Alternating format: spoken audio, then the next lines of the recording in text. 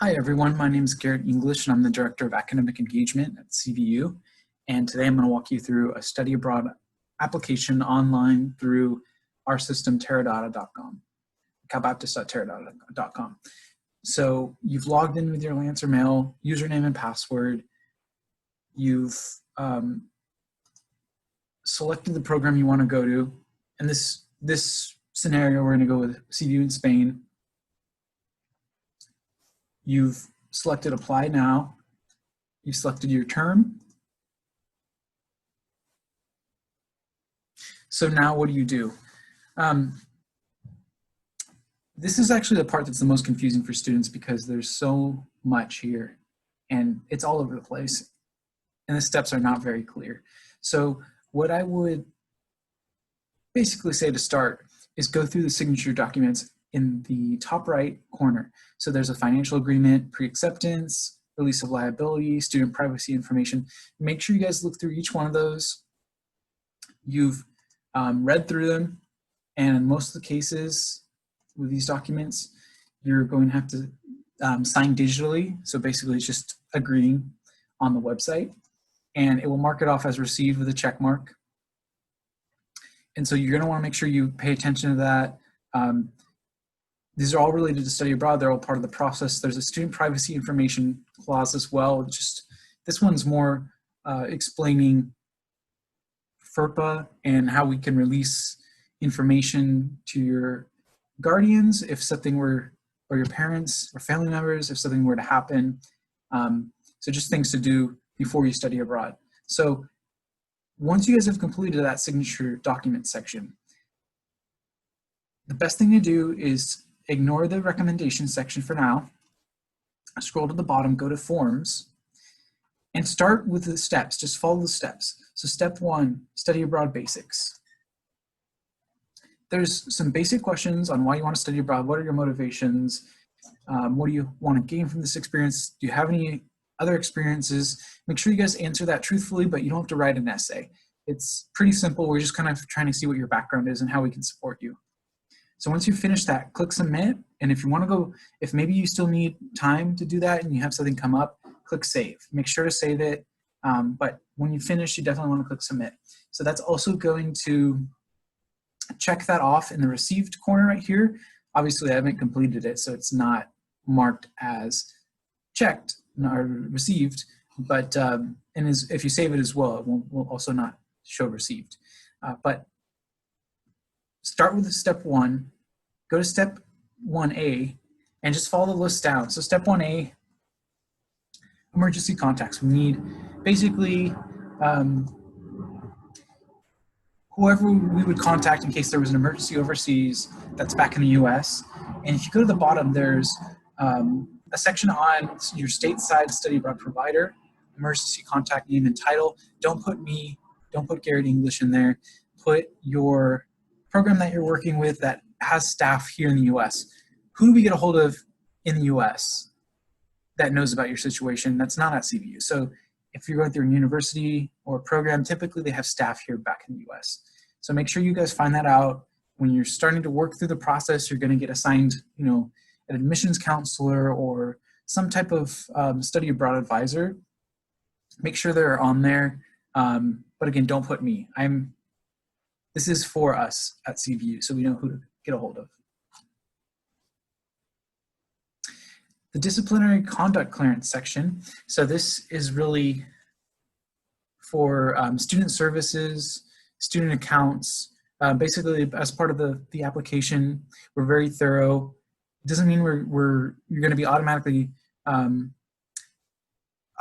disqualified if you do have some disciplinary or conduct clearance issues or you've had some sanctions in the past. That doesn't mean you guys are going to get disqualified, so don't be freaking out about that. We just want to know we're just interested in knowing, is there any history we should be aware of?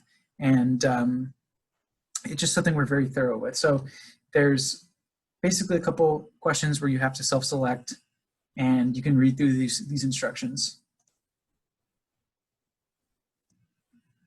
Now, there's a step 2, meet with academic advising and develop degree plan. So when you click on that, you're definitely going to want to find out who your academic advisor is if you haven't already met with them. There's a drop-down menu with all the academic advisors. You're going to want to select whoever your advisor is.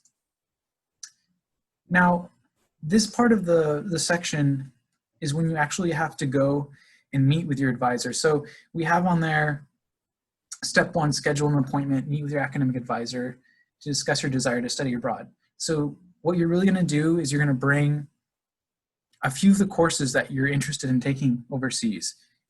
And obviously you have to do some research to find this out. So for instance, if you're going to Spain, go to that Spain page, find some of those courses, print them out. Maybe you have a description of the course. You have 4 or 5 that you're interested in taking. When you do reach out to academic advising and schedule a meeting, you want to be prepared with some courses. So make sure you print something out, or you have something on hand, or a link to go to that you can go over with them what that's going to look like with your academic plan. So you're probably going to want to save this section and come back to it once you've met with them. Once you have met with them, you'll be uploading your degree plan and ask for a degree plan if they don't provide it. Basically, you're going over your courses and how that's going to fit into your schedule. We're wanting to make sure that you're not going to fall behind, and this is actually going to benefit your academics here at CBU. So you're going to want to upload that file and then enter the date you met with the academic advisor. So this is usually completed after your meeting with your academic advisor, but it does have directions on how to do that. So also paired with the academic advising piece, if you go to these recommendations section, it's really misnamed. It's mislabeled. There's not a way to change that, but once you have met with your academic advisor, you're also going to want to make sure that you request an electronic recommendation down here. So this highlighted section is the academic advising acknowledgement. Basically, hey, you're gonna upload that form, right? You've selected your advisor. You said when you met with them, that's your side of it. Now you have to actually request an electronic acknowledgement. It says recommendation, it's an acknowledgement. It's basically just going to email them. They're going to click on their email, say, yes, I did meet with the student, and it will mark it as checked, as received. So basically go to request electronic recommendation. You can look them up, or you can add their email and first name. I would just look them up, do a search, you'll find them, and it sends it out. It's really easy, really fast. So make sure that your academic advisor also completes that. They could even complete that when you're meeting with them. So that's step 2. That other step you're going to want to make sure you complete as well is meeting with your department dean or your chair. Whatever program you're enrolled in, if that's graphic design, architecture, history, whatever program that is, find out who your dean or your chair is if you don't already know, and make sure you schedule a meeting with them as well. It's the same thing as academic advising. You're bringing your courses that you're interested in taking. You're going over those courses with your dean or chair. And if there's any hesitations, or maybe they see that that course could actually meet a couple of requirements, that's where they can speak into the situation and actually really help you long-term with your study abroad. So once you've met with your dean, you're not uploading anything. So it's a little bit simpler than the academic advising, but you are requesting an electronic recommendation, which again is an acknowledgement. So you're doing the same thing. You're going in there, looking up your dean. If you can't find them, enter their email, last name, first name, add user. It will shoot them an email. They'll acknowledge they met with you. And once they've done that and it's completed, it will be checked off. So that's step 2. So you guys have made it all the way to step 2.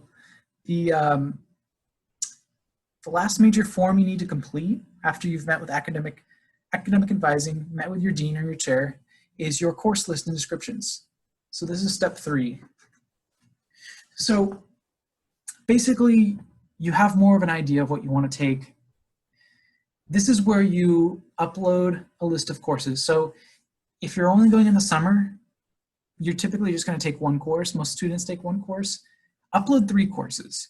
That way you have options. And at this point, this is where the registrar's office goes in and they see that you've met with your dean. They see that you've met with academic advising and you've gone over the courses. This is where they review and tell you for sure what those courses are going to count as. So if you're doing summer, you're going to want to upload 3 courses just so you have 3 options that they've looked at. If you're doing spring or fall, upload at least 7. So it's like 4 or 5 main courses and a couple backups. And so they're going to review that. Again, they're going to tell you what that's going to count as. Make sure that you guys are including the course number, the course name, and a description, and being very detailed with that. So they have a lot to go off of. And typically you can just copy that from the website. Most of these programs will have websites with all the courses listed. Or again, you can copy that from, for instance, the Terra Dotta Spain page. We have a lot of those courses already listed. So you can either upload that as like a Microsoft Word document, or you can just enter it in this area, manual entry. That's another option. You're going to want to take a snapshot of the actual website where you got the course descriptions from. That way the registrar's office can find it easier. And then also please, please include a web link to the study abroad program, specifically where you got those descriptions, those syllabi, those courses from, because that's going to make our job a heck of a lot easier. The registrar's office can just follow that link and boom, they found all the classes. So once you guys have finished that, keep in mind that courses do change when you're overseas. Sometimes courses get canceled, or sometimes for whatever reason you have to switch classes. You can still get those reviewed overseas. You can get those changes coordinated with the registrar's office, but before you go, we want to try to get as much reviewed and approved as possible. So lastly, there's an academic recommendation, faculty advisor, and a friend recommendation. What I would say about these are not recommendation letters. They're simply emails that go, an automatic email that goes out to either your friend or family member or one of the professors you might know or a staff member at CBU that can basically acknowledge, hey, the students would be a great candidate for study abroad. It's really simple. They're not writing a letter. They're just basically approving you and, hey, they're going to stand for your character. So that's really simple. You guys can do that. The biggest problem I think for students is getting their professor or their friend to actually go and look at their email and sign off on that. Make sure that you guys also finish the learning content on this left-hand side. There's, well, let me just click through it real quick. So there's a lot to read through. It's very helpful information. It will help prepare you for your study abroad journey.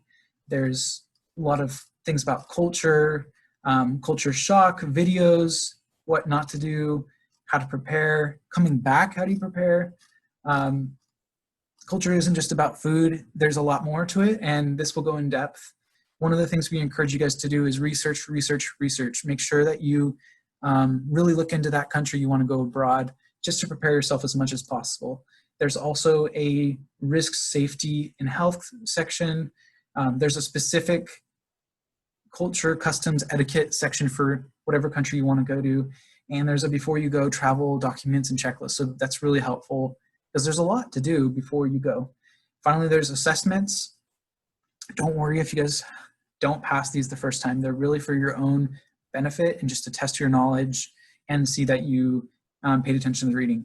So once you've finished all of that and all your boxes in every column are marked received, you've officially finished the application part 1. Congratulations, you've done it before the deadline.